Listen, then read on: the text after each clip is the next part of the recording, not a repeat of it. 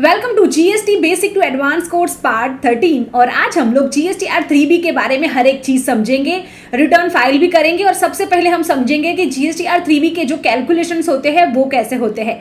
आइए शुरू करते हैं। सो जीएसटी का मैंने लॉगिन कर लिया है। यहाँ पे हम लोग जीएसटीआर 3B को फाइल करेंगे। यहाँ पे ऑप्शन है फाइल रिटर्न्स। ओके, सो यहाँ पे हम क्लिक करेंगे। जो भी मंथ का आपको रिटर्न फाइल करना है ना वो हम लोग सिलेक्ट करेंगे और सर्च करेंगे। यहाँ तक तो आपको आता भी है। ओके, यहाँ पे देखो क्या है, आउटवर्ड सप्लाई जीएसटीआर 1 जो ऑलरेडी फाइल्ड है। अभी 3B भरने से पहले हम लोगों को पहले जीएसटीआर 1 फाइल करना होता है। ओके, तो ये हमने ऑलरेडी फाइल किया हुआ है। और यहाँ पे है जीएसटीआर 1A जिसका मैंने आपको बताया हुआ है कि इसमें हमें क्या बेसिकली ऐड करना होता है। ओके, अभी है जीएसटीआर 2B जिसमें क्या होता है, परचेज की डिटेल्स होती है। मतलब हमारी कंपनी XYZ है और जितना भी हमने परचेज किया है वो सभी डिटेल्स हम लोगों को जीएसटीआर 2B में दिखती है। ओके, सो हम लोग क्या करते हैं, कैलकुलेशंस के साथ 1 बाय 1 देखेंगे। ओके, इसको बिल्कुल भी कुछ भी मिस नहीं करेंगे। सो मैं क्या करती हूँ, सबसे पहले तो हम लोगों को वो आईटीसी के कैलकुलेशंस भी करने पड़ते हैं, राइट, कि कितना आउटवर्ड सप्लाई था, कितना इनवर्ड है, कितना हम लोगों को पे करना पड़ेगा और जो बैलेंस बचेगा ओके वो भी हमें कहाँ पे दिखता है। अगर गवर्नमेंट को पे करना होगा तो भी हमें गवर्नमेंट को 3B के साथ ही पे करना होता है, राइट। तो ये सभी कैलकुलेशंस हम लोगों को जब जीएसटीआर 3B फाइल करते हैं तब करने होते हैं। तो 1 बाय 1 हम सब चीजें देखते हैं। ओके, तो मैं क्या करती हूँ, सबसे पहले ये जीएसटीआर 1 है उसको व्यू करती हूँ। यहाँ पे हम लोग व्यू समरी देख लेते हैं कि हमने जीएसटीआर 1 में क्या डिटेल्स को ऐड किया था, बेसिकली अमाउंट क्या थी उसको हम लोग लिख लेते हैं। ओके, तो ये हमारा जीएसटीआर 1 का अमाउंट है जो आउटवर्ड सप्लाई है, उसको हम लोग एक्सेल में लिख लेते हैं। सो मैंने यहाँ पे कुछ टेबल्स बनाए हुए हैं, इसके अकॉर्डिंग हम लोगों को यहाँ पे लिखना होता है। ओके, तो यहाँ पे मैंने देखो आपको आईटीसी कैलकुलेशंस के टाइम पे क्या बताया था कि आपको सबसे पहले आउटवर्ड सप्लाई लिखना है। मतलब हम लोगों को वो लिखना है कि हमारे 3 गेस्ट जो थे वो हमसे कितने पैसे मांग रहे हैं, वो हम लोग यहाँ पे लिख लेंगे। ओके, सो 1 बाय 1 फॉलो करते हैं। यहाँ पे देखो IGST में कुछ भी नहीं है, ये CGST और SGST अमाउंट है वो हम लिख लेते हैं। मतलब 2250 CGST मांग रहा है और 2250 SGST मांग रहा है, करेक्ट। IGST कुछ नहीं मांग रहा, हम लोग उसको 0 कर देंगे। ओके, यहाँ तक हमारा हो गया। हम बैक करते हैं। अभी हमें क्या डिटेल लगेगा कि हमारे पास गवर्नमेंट के पोर्टल पे कितने पैसे पड़े हुए हैं। ओके, मतलब कि हमारे पास इनपुट टैक्स क्रेडिट कुछ पड़ा है गवर्नमेंट के पोर्टल पे, वो हम लोगों को देखना है।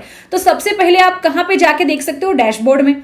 यहाँ पे देखो दिख जाएगा कि IGST आपके पास कितना पड़ा है, CGST और SGST कितनी अमाउंट है। ओके, जो देखो मैंने आईटीसी के कैलकुलेशन के टाइम पे आपको क्या समझाया था कि समटाइम्स हम लोगों को गवर्नमेंट को पे करना पड़ता है। ओके, बट ऐसा भी केस होता है जब हमारे पास पैसे पड़े रहते हैं हमारे पोर्टल पे। तो ये जो पैसे है वही है हमारे बेसिकली एडजस्ट होके जो गवर्नमेंट के पोर्टल पे पैसे दिखते हैं वो यही अमाउंट हमें दिखती है, जिसको हम क्या बोलते हैं, इलेक्ट्रॉनिक क्रेडिट लेजर।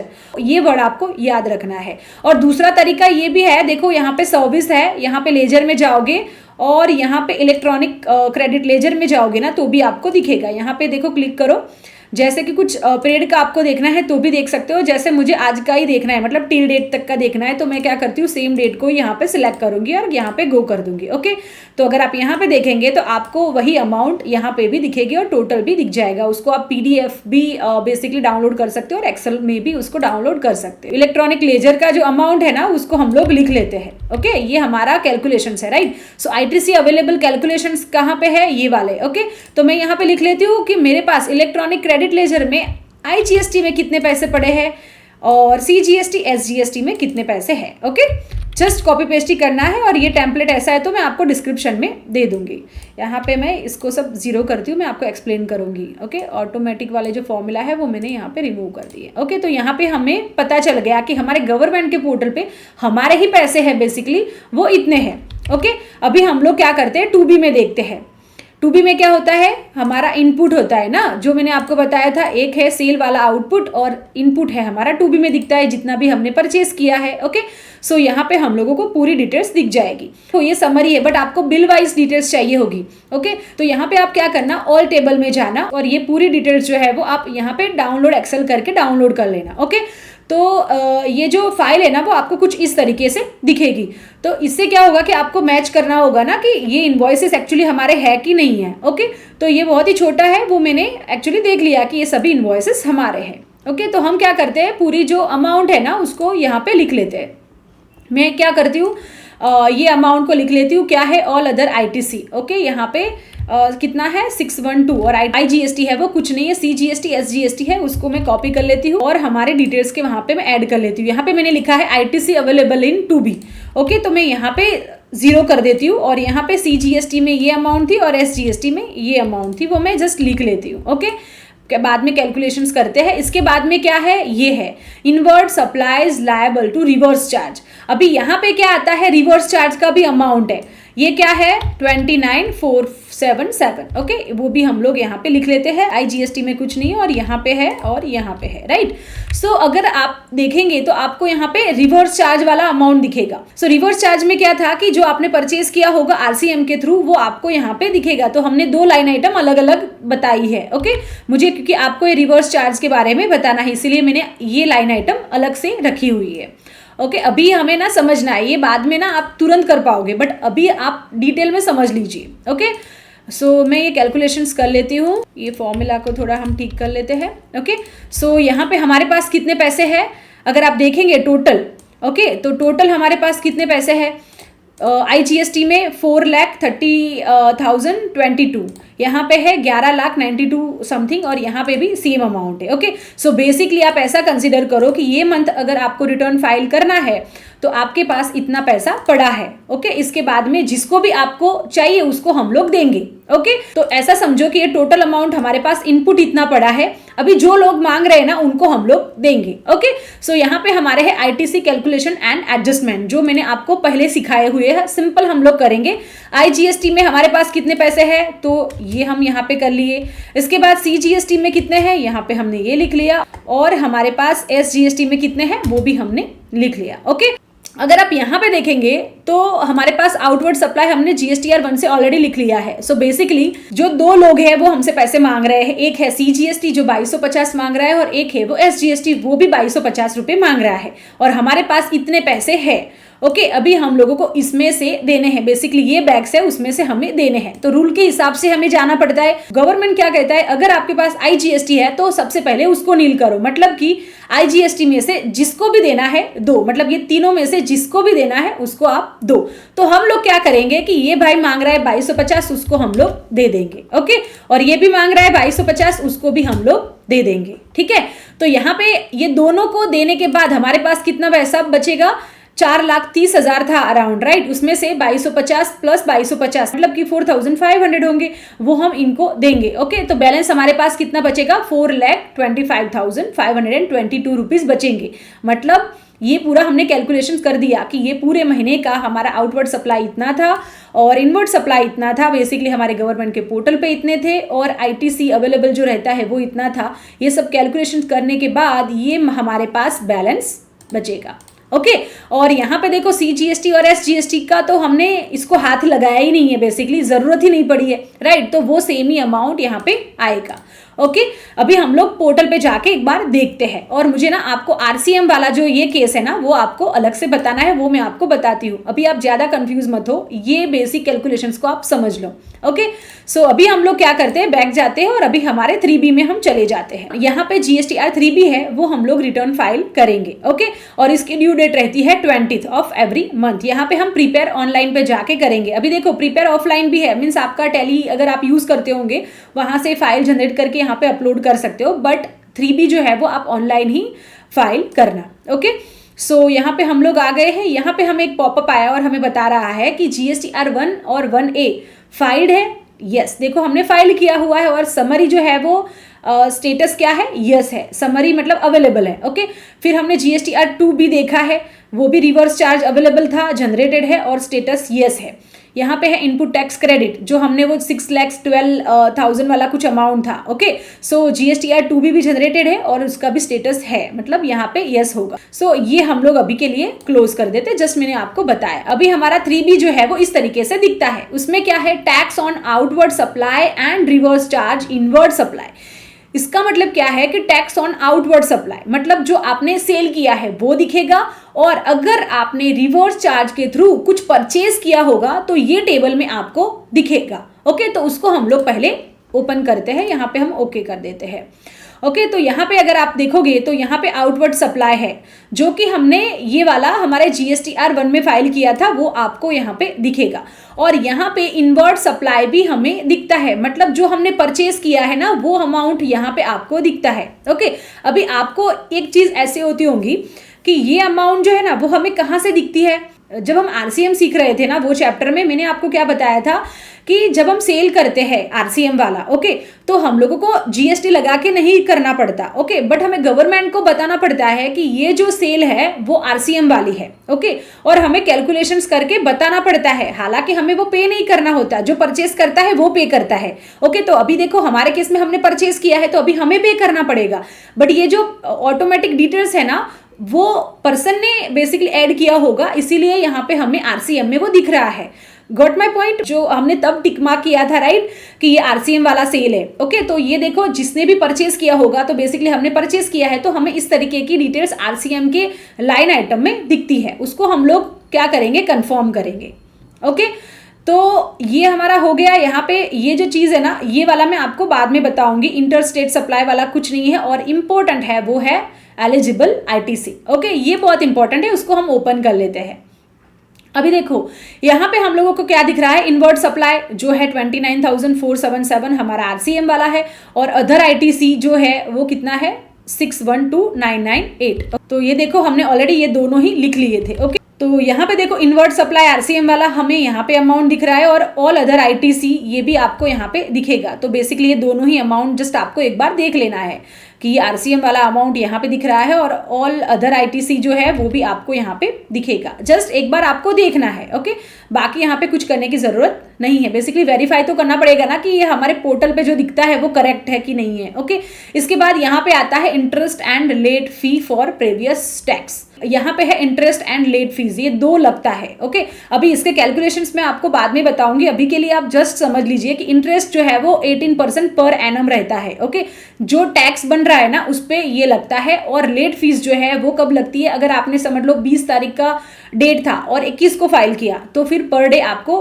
25 रुपीज लगते हैं। और नीड रिटर्न अगर आपका होगा, मीन्स ये कुछ अमाउंट होगा ही नहीं, बेसिकली जो ये कैलकुलेशंस वगैरह कर रहे हैं हम लोग, तो आपको 10 रुपीज पर डे लगते हैं। ओके, तो ये आपका जो है ना ये ऑटोमेटिक होता है, इसको आप कुछ नहीं कर सकते। ओके, अभी के लिए हम कैंसिल कर देते हैं और हम लोग क्या करते हैं, सेव GSTR 3B कर लेते हैं। ओके, तो ये पूरी डिटेल्स जो है वो हमारी करेक्ट है। यहाँ पे हमें ऑप्शन मिलता है प्रोसीड टू पेमेंट। ये पार्ट बहुत इंपॉर्टेंट है, थोड़ा ध्यान देके समझ लेना। एक है कैश लेजर बैलेंस। ओके, यहाँ पे एक है credit ledger balance including current months credit. Okay, so एक ये अमाउंट आपको यहाँ पे दिखेगा, मतलब कि ये मंथ का जो ITC होगा उसको ऐड करके जो अमाउंट आती होगी वो आपको यहाँ पे दिखेगी। ओके, सो ये वैसे हमारी मैच हो रही है। देखो ये वाली ही है जो हमने पहले कैलकुलेट की है, वो मैंने आपको सिखाने के लिए वही आपको यहाँ पे दिखेगा। अगर आप देखेंगे 430, 1192 और 1192। ओके, 430, 1192 और 1192। Got my point? तो ये यहाँ पे हमें दिखता है।